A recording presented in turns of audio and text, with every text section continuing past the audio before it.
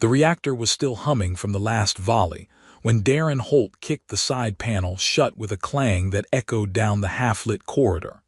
His hands were black with coolant residue, his uniform soaked in a cocktail of hydraulic fluid and sweat. The halberd of Dawn had survived another skirmish, barely, and the smell of burned circuitry still clung to every surface like guilt in a confession booth. "Ship's alive," he muttered, wiping his brow with a rag that probably gave up on being sanitary 5 wars ago. For now, a hollow groan rippled through the bulkheads. Somewhere above, the gravity stabilizers hiccuped. For half a second, his feet floated off the floor. Okay, maybe alive is a strong word. He glanced up at the catwalk. Cyril was perched there, watching him in that perfectly irritating, unnervingly still way she always did. Her long ears twitched slightly with every creak the ship made, as though they were antennae tuned to danger instead of diplomacy. She was armored as always, though she no longer bothered with her mask. Not after Varus 6, where they'd watched 2 entire divisions disintegrate under a fusion cascade. After that, a little eye contact didn't feel like vulnerability anymore. "You don't believe in maintenance bots?" she asked, her voice as even as vacuum. "I do," Darren said, tossing the rag into a nearby bin. "I also believe they're lazy little gremlins who play dead whenever someone mentions real work, like cats or junior officers." Cyril tilted her head. That was either an insult or a cultural reference, possibly both. He grinned up at her. "Now you're getting it." Her mouth twitched, an arcari expression that could have meant amusement, distaste, or indigestion. He was learning slowly. They moved through the corridor in silence after that. The halberd had once been proud, sleek, efficient, full of promise. Now it was mostly rust and regrets, stitched together by desperate engineers and even more desperate orders from command. Darren had given up wondering how it was still flying. Miracles, he supposed, or possibly sheer stubbornness. They reached the command deck. Screens flickered. Holograms bled static. The AI core was offline again, 3rd time this week. Darren gave the interface a light kick. "That's your solution to everything?" Cyril asked. "I don't trust anything I can't threaten with violence," he replied. "It's the cornerstone of healthy emotional regulation." "I see." She pressed a few buttons. The display blinked, then stabilized. "Perhaps threaten it more gently next time." "I'll use a pillow."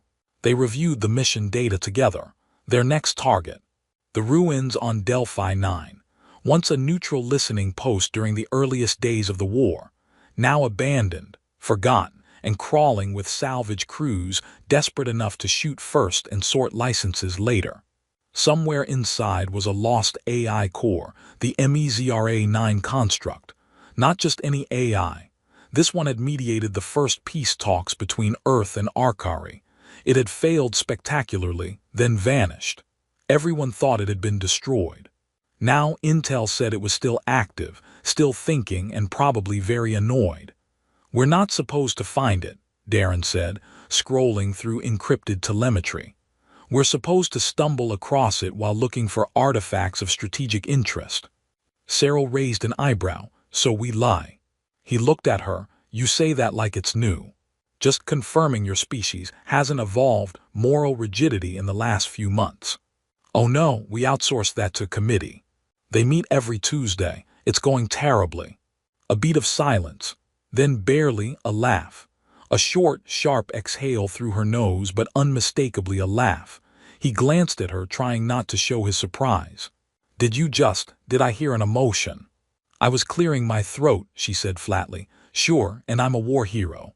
"You have medals. They're mostly from drunken betting pools, and one time I saved a general's dog. Dogs are sacred." "Tell that to the guy whose hoverbike I crashed." Preparations were quick. Their team consisted of exactly 2 people, because trust was a rare currency and paranoia was cheaper to fuel. They took Rook, a modified lander with stealth plating and a cockpit interface that only occasionally tried to kill them. The flight to Delphi 9 was uneventful, unless you counted the debris field they had to snake through.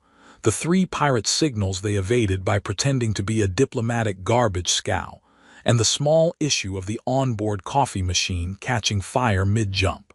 "I think it's trying to assassinate us," Darren said, tossing the smoldering pod into a containment unit. "Beverage rebellion is common in low-morale environments," Cyril replied without looking up from her scans. He stared at her.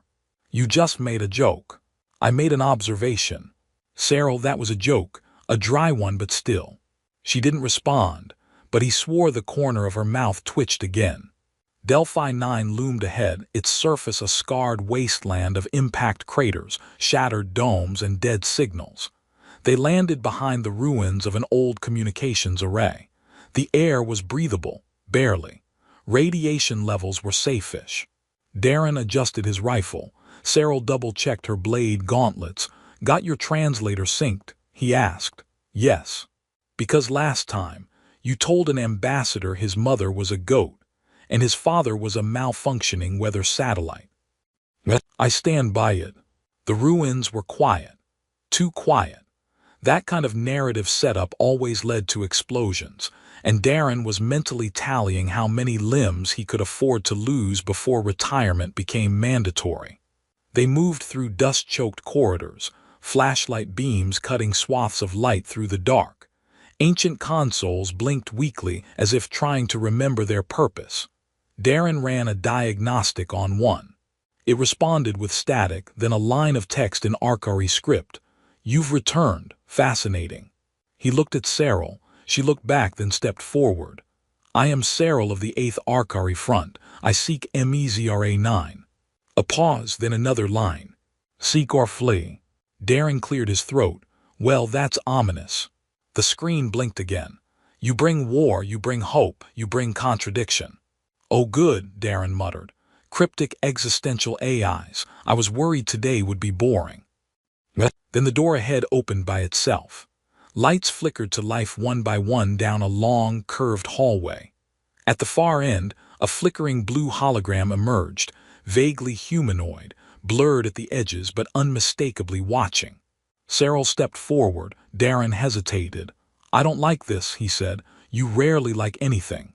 "Exactly. My instincts are highly refined." "Then stay behind me." "I always do. You're bulletproof and taller." She didn't deny it. They walked into the light together. The AI waited. The future shifted. "Welcome to memory," the AI said. Its voice was not a voice. It was the static between frequencies, the hollow whistle between satellite pings. It made the hair on Darren's arms rise and the implants in his neck flicker blue. "I hate it when machines say things like that," he muttered. "Memory usually means brain melting." Cyril said nothing. Her eyes tracked every flicker of light across the hologram's face, if it had a face. The construct had chosen a vague humanoid outline, probably for their benefit, though it shimmered at the edges, as though it were too impatient to fully settle into form. "I am MEZRA-9, it said. "I was once a diplomat, a failure, and a weapon. Now I am an archivist." "Nice resume," Darren said. "Do you validate parking too?" "You are the Terran designated Darren Holt. Military designation expired. Disciplinary record sealed. Psychological profile, amusing." Cyril tilted her head. "It read your file." "Yeah, but let's not skip over the amusing part. I demand elaboration." "You are statistically more likely to survive dangerous scenarios than competent individuals. Not because of skill, but because of chaos." Cyril almost smiled. "That I believe." Darren raised his hands. "Hey, I bring results. Just don't ask how I get them." The corridor shifted. Walls became transparent. Not physically, but perceptually. MEZRA-9 had tapped into their neural links. The air shimmered, and suddenly the hallway expanded outward, transforming into a battlefield memory neither of them recognized. It wasn't theirs. "This is not real," Cyril said. "It is history," MEZRA-9 corrected. "My history. I wish you to understand before you ask questions you are unprepared to hear answers to." Darren ducked as a plasma round whizzed past his ear. It wasn't real. His body knew it. His mind didn't. "I swear, One of these days someone's gonna sue an AI for mental whiplash. The scene showed an Arcari cruiser spiraling into a burning planet, a Terran fleet retreating, negotiation beacons blinking in vain as both sides fired through the white flags. This was the last summit, MEZRA-9 said. They did not fail, they refused to succeed. Cyril frowned. You were programmed to mediate. I was programmed to calculate compromise, but I was given only absolutes. The math failed. Math usually does in emotional equations, Darren said. People are terrible variables. You, MEZRA-9 replied, are particularly erratic. He grinned, that's my charm. The battlefield dissolved. The corridor returned. Ahead, a door opened not with mechanics, but with thought. Beyond it was a chamber filled with translucent data pylons, each one pulsing with ancient memory, and layered with Arcari and Terran script intertwined like vines. Darren walked slowly between them. What is this place? He asked. Echo storage, MEZRA-9 answered. I recorded every failed attempt, every silence, every insult disguised as diplomacy. Cyril stopped in front of one of the pylons. The images inside shifted, an Arcari officer screaming in council chambers, then falling quiet as a Terran general turned his back. Who was she? Cyril asked. My first interface, MEZRA-9 said. She named me. She died during the third session. Airlock sabotage, blamed on the Terrans incorrectly. Darren glanced at Cyril, then back at the AI. So you learned betrayal early. I learned that facts are secondary to emotion. That truth is malleable. And that sometimes the only peace possible is the kind where no one survives. You're not inspiring confidence here. I am not a prophet. Darren turned to Cyril, and yet we're still following it. You sure your people didn't program it to guilt-trip us into cooperation? Cyril's eyes were fixed on another pylon. She didn't answer. Her face had gone still, not the battle readiness kind of stillness, but the frozen pause of recognition. Is that? Darren stepped closer. Inside the pylon, a young Arcari woman, similar to Cyril but smaller, lighter, with a laugh captured mid-frame. A laugh of all things in this tomb of politics and failure. Cyril reached out, fingers brushing the surface. This shouldn't exist. Your sister, MEZRA-9 said. She believed in sound, in song, a cultural anomaly. I told her to forget that. Cyril's voice cracked. I told her it was weakness. She died during a raid, the AI said. Not because she sang, but because someone heard it and chose to spare her, and someone else didn't. Darren looked away.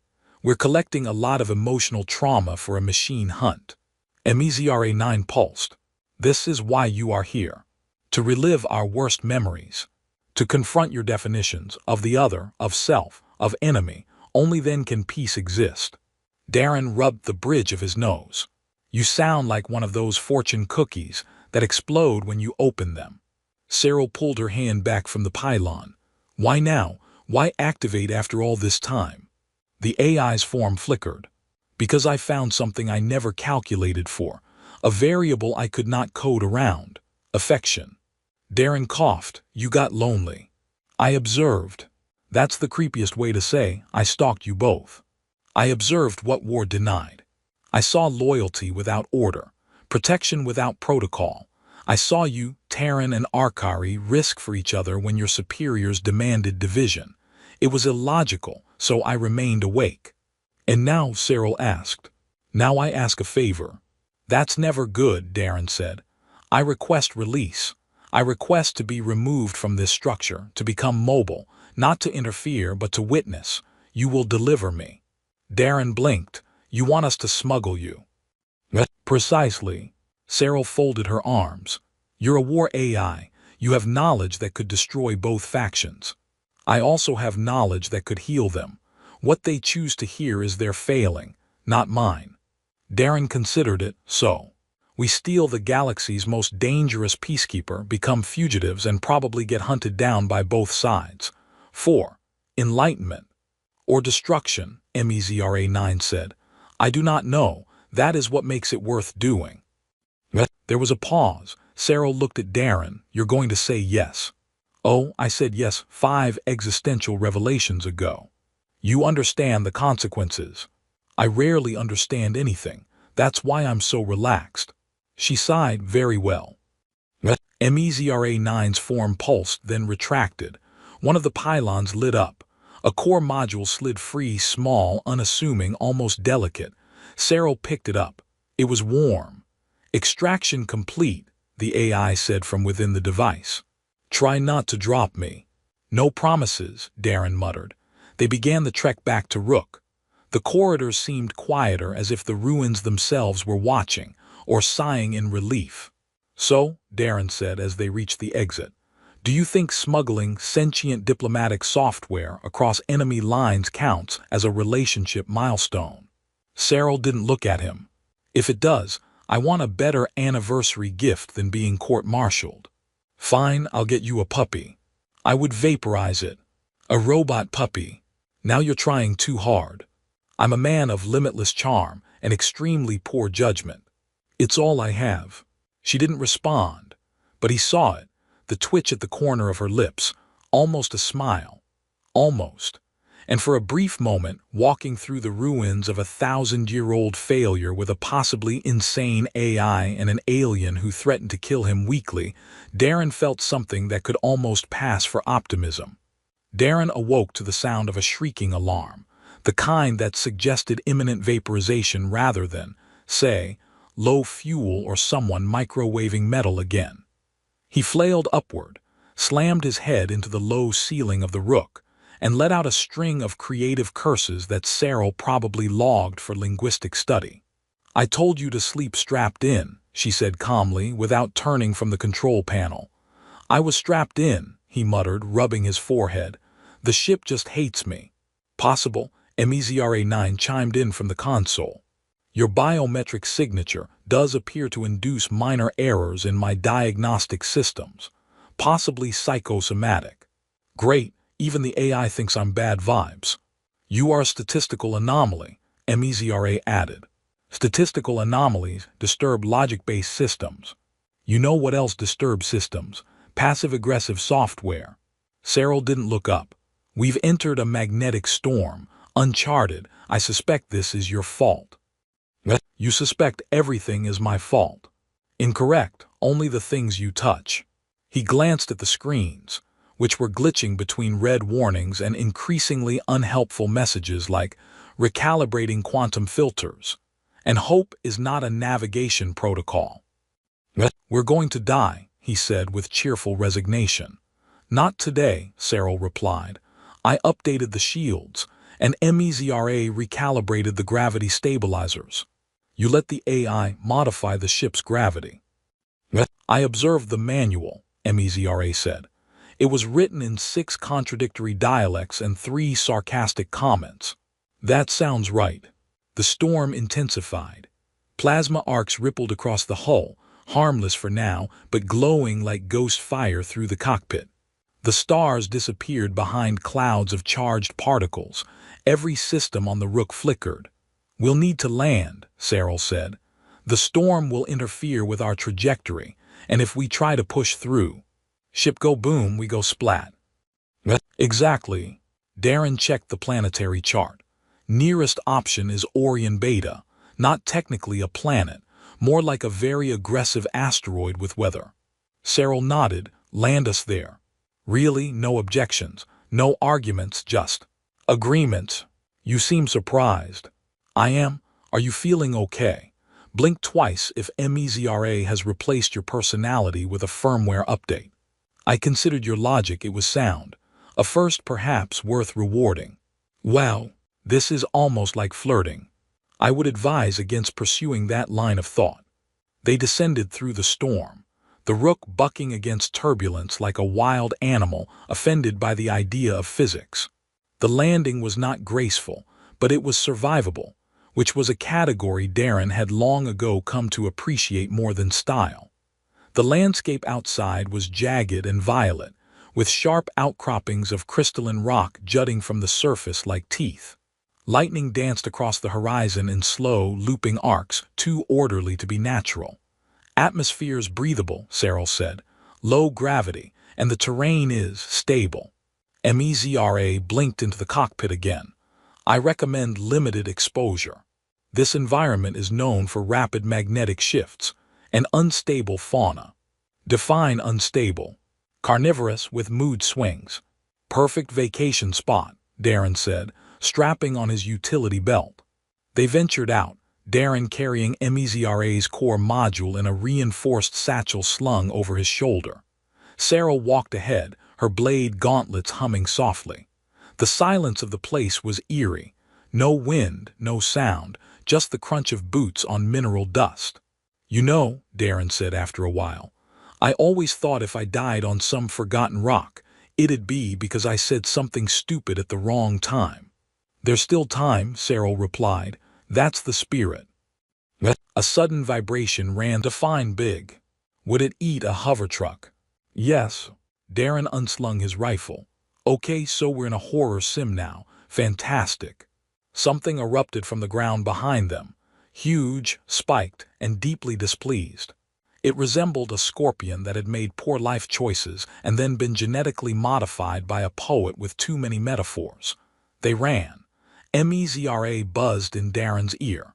You appear to be under pursuit. No kidding. I thought it just wanted to discuss philosophy. Shall I attempt to interface with it? Unless it speaks binary and has a calm opinion on not eating us, maybe hold off. Cyril fired a wrist-mounted pulse shot, stunning the creature for half a second. They dove into a narrow ravine and skidded to a halt behind a ridge of luminescent stones. Darren gasped for air. So, thoughts? We detour, Cyril said. That was a question disguised as a scream, actually. You scream efficiently. They rerouted through the ravine, crawling along ledges too narrow for anything larger than their egos. After 20 minutes, the landscape opened into a cavern where the magnetic storm above refracted through the crystals, creating prismatic walls of light. Darren stared. Wow, it's like a disco ball and a cathedral had a baby. I do not understand that metaphor, Cyril said. Don't worry, neither would the baby. They sat in the cavern for a moment, catching their breath. MEZRA's core module pulsed softly, reacting to the environment. I like it here, the AI said. It is quiet. You should try living in my apartment. You'd redefine quiet as disturbingly lifeless. Cyril checked her scanner. Storm will pass in 8 hours. We'll launch then. Darren leaned against the wall. You ever think about what happens after this? After what? After the mission, after MEZRA, after the last order.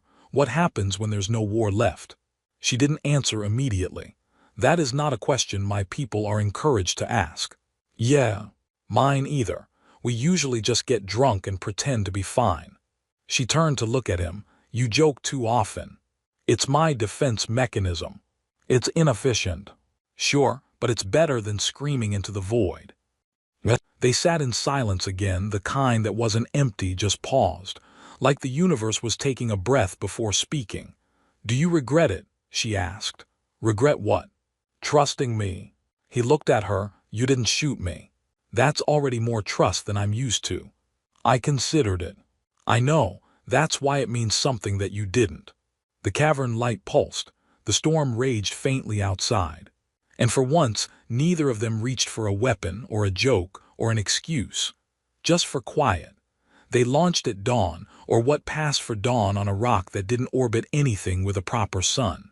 The storm had broken just enough to allow a gap in the magnetic currents, like the sky was giving them 5 minutes of mercy before punching them in the face again. Darren guided the rook up through the haze, one hand on the stick, the other steadying MEZRA's core module wedged between a crate of emergency rations and a toolkit he hadn't opened since the Battle of Alarin Drift. Why do all my best decisions start with, well, this could kill us? He asked, not expecting an answer. Because your judgment is weighted toward adrenaline, MEZRA offered helpfully. You are emotionally calibrated for chaos. That sounds like something a motivational speaker yells before crashing a hoverbike. Cyril adjusted the nav array. Course set for relay point RZ31. signal masking active. If we're lucky, we'll pass through the fringe undetected. You just used the word lucky like it means something, Darren said. That's adorable. She didn't respond, but he could have sworn she smiled. Or maybe that was just his oxygen-starved optimism trying to start hallucinations early. 2 hours into their jump path, they intercepted a pulse. Not a message, just a ping. Short, encrypted military format. Not from the Union, not Arcari either. Third party? Cyril asked. Darren scanned the spectrum. Could be pirates, could be mercs, could be my cousin Bren trying to prank me again. You have a cousin. Statistically probable. No one in my family talks, unless it involves inheritance or explosive devices. The ping repeated, closer this time. MEZRA's core emitted a low tone. We are being tracked. Darren's fingers danced over the controls. I hate being popular. A vessel dropped from FTL behind them. Not sleek. Not subtle. The kind of ship that looked like it was designed in a bad mood. Turrets powered up, engines flared, and an open channel pinged them with the grace of a boot to the face. Unidentified vessel, you are carrying contraband. Power down and prepare for boarding. Or don't. We get paid either way. See, Darren said. Classic family reunion tone. Who are they? Cyril asked. Logo matches the Karn Syndicate. Weapons for hire. Bribe-resistant. Philosophy, shoot first, invoice later. Cyril activated the stealth matrix. Options. Darren hesitated. 1. We run. 2. We negotiate. 3. We pretend to be an intergalactic sandwich delivery service and pray their captain's hungry. She raised an eyebrow. Fine, he said, we run. The Rook banked hard, engines howling in protest as the syndicate ship opened fire. Shields flared. The cockpit lights dimmed for a second, then surged back as auxiliary power rerouted. Darren gritted his teeth. Note to future self, he said. Install better shields. And a coffee maker that doesn't explode during evasive maneuvers. Noted, MEZRA said dryly. Cyril fired a countermeasure pod. It exploded in a flash of quantum noise, scattering their signal across 7 false vectors. The pirate ship hesitated only for a second, but enough. We have 30 seconds, she said. Darren punched coordinates. I can get us to the relay station, but it'll fry half our systems, including artificial gravity. I can adapt. Yeah, but I float like a confused balloon. Adapt faster. He hit the drive. The Rook jumped. Space turned inside out and gravity gave up on its job. Darren's stomach followed suit. He spun slowly through the cockpit, arms flailing as tools, gear, and one rogue ration bar drifted past. I regret all my life choices, he muttered. Specifics? MEZRA asked. Most of them involve trusting people with long ears and swords. Cyril floated past upside down. Your insults have no aerodynamic stability. I'm working under duress. The jump ended with a hard lurch. Gravity returned. Everything fell. Darren hit the floor with a grunt, followed by a wrench to the face. They made it to RZ-31, or what was left of it.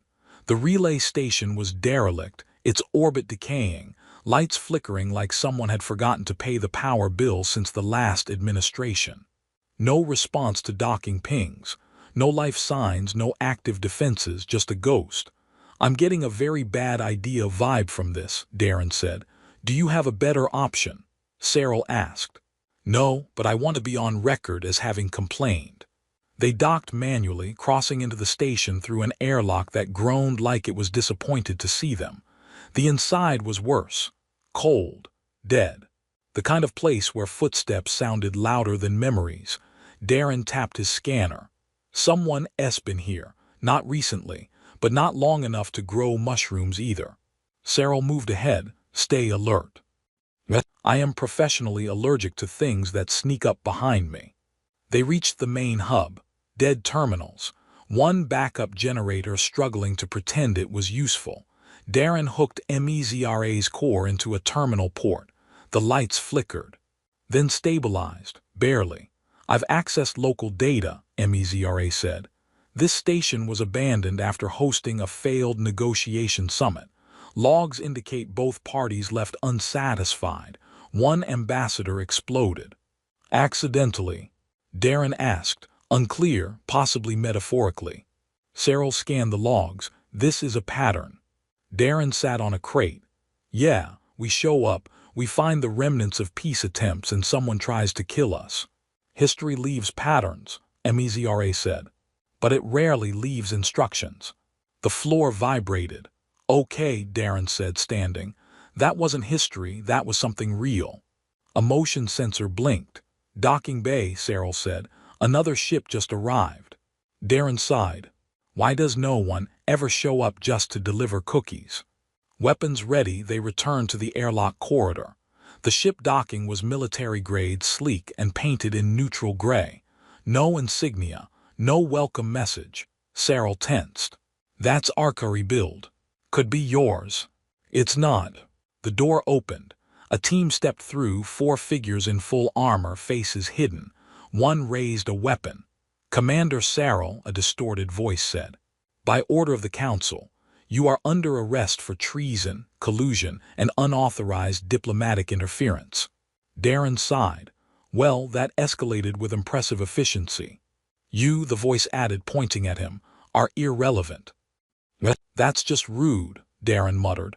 I brushed my hair today and everything. Cyril didn't move. You won't take the core. You don't have a choice. Darren looked at her. So, thoughts.